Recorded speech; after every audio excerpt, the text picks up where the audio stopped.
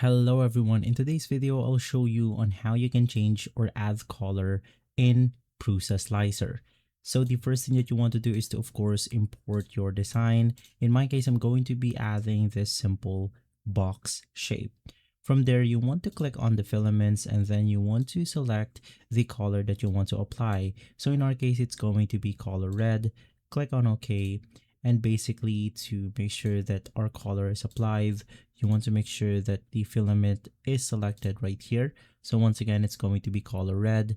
Click on the slice now option, and basically from there you will be able to see the color orange as of the moment. Now to finally change the color, you can just navigate through where you want the change color take place. So in my case, it's going to be on this specific spot. Right click on it, click on the add color change, and basically it will then change the color from there.